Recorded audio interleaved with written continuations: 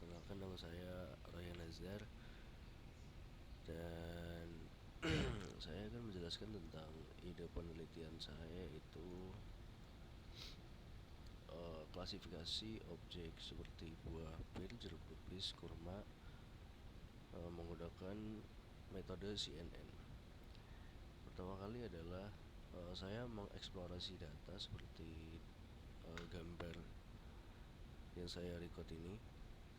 Jadi pengambilan data saya itu dari supermarket, ada yang saya ambil manual dari supermarket, ada yang saya beli juga dari supermarket.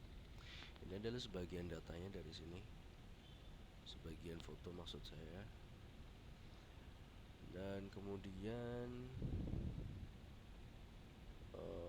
saya juga waktu memfoto agar variasi buah-buahannya itu berbeda-beda, saya buat seperti pencahayaan, dan ada buah yang sudah saya makan dan yang belum. Itu akan membuat dataset saya menjadi lebih banyak.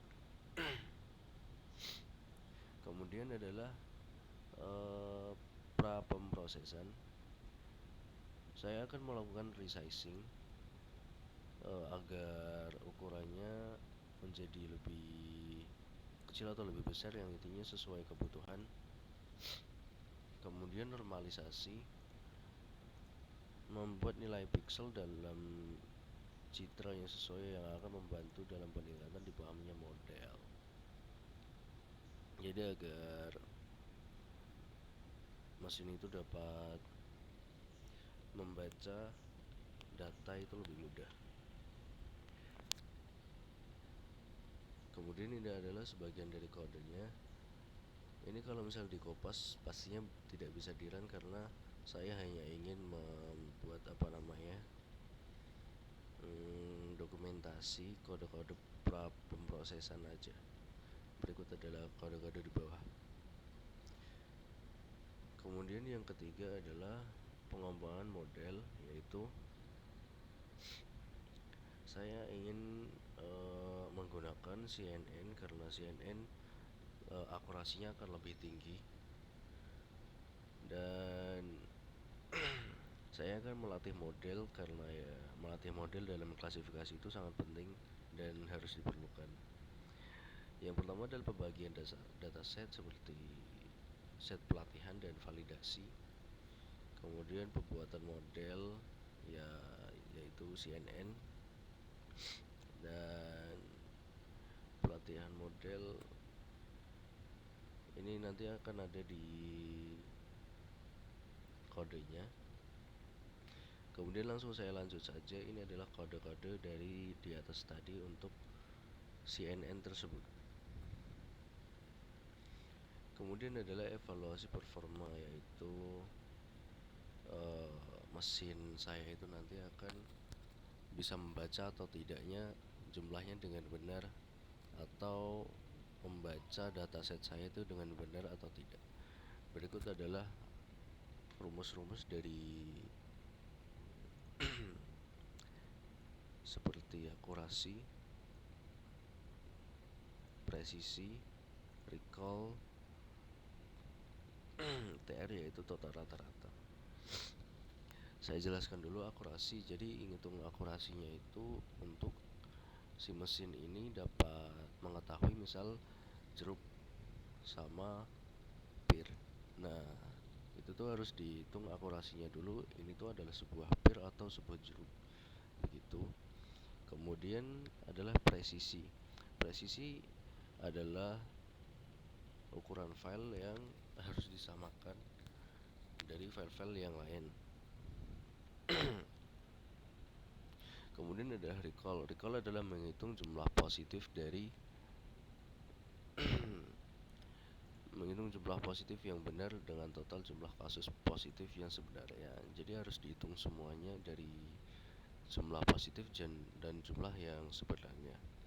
Kemudian adalah total rata-rata, yaitu semuanya dihitung rata-rata dari TR score. Maaf, ini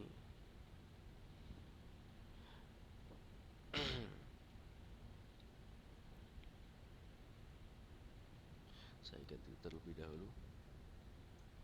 Nah, rumusnya adalah 2 kali presisi kali recall dibagi presisi plus recall. Itu nanti akan jadi rata-rata dan bisa digunakan untuk akurasi, meningkatkan akurasi. Sebenarnya ini saya buat untuk konsepnya saja, belum semuanya jadi, mohon maaf karena keterbatasan pikiran saya sebenarnya. Lanjut, analisis hasil evaluasi untuk memahami kekuatan dan kelemahan model. Seperti yang saya jelaskan sebelumnya, yaitu model bisa mengetahui atau tidak, karena walaupun saya ulang-ulang terus, memang model itu harus bisa mengetahui maksudnya mesin bisa mengetahui model ataupun data-datanya tersebut, itu harus bisa, karena emang penting banget untuk klasifikasi. Kemudian menyertakan visualisasi seperti matriks.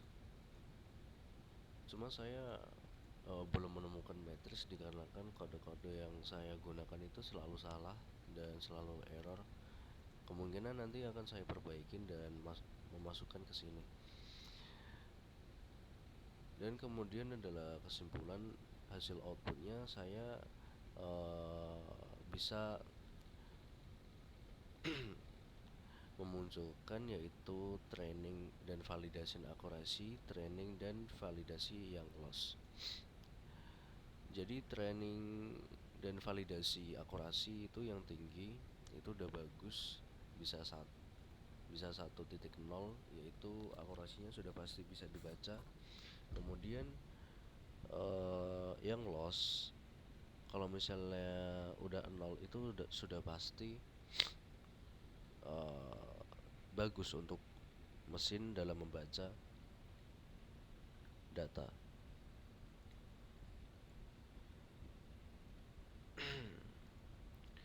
Baik, kemudian adalah pertanyaan, ukuran pengaruh dataset terhadap kinerja model klasifikasi.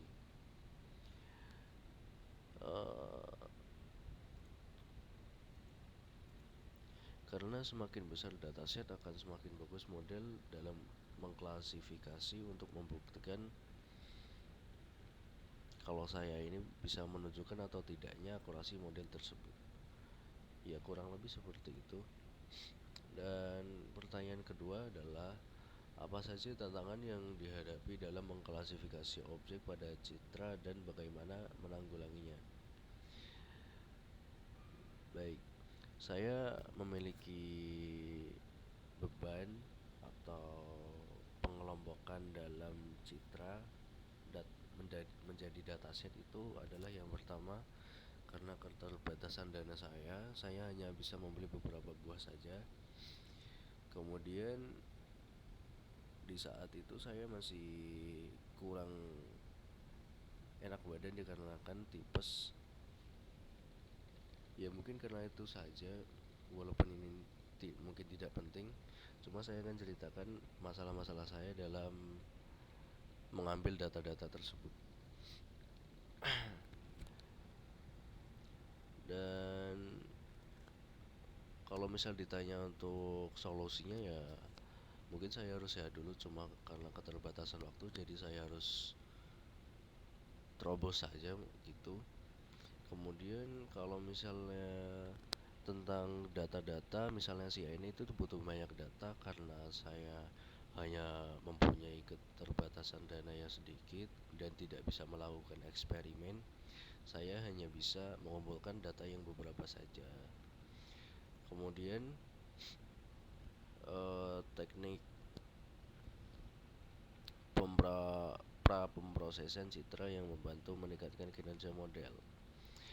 Untuk pertanyaan ini saya hanya bisa menjelaskan tentang seperti normalisasi, augmentasi, resizing, dan pemotongan citra yang tidak bagus seperti yang saya jelaskan di atas.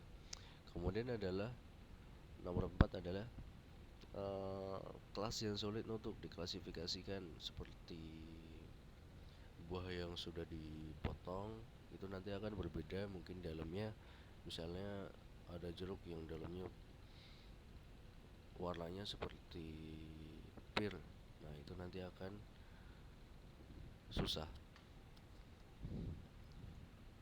Dan untuk meningkatkan kinerja model, tentu saja untuk mengumpulkan data-data yang lebih banyak agar lebih kompleks, dan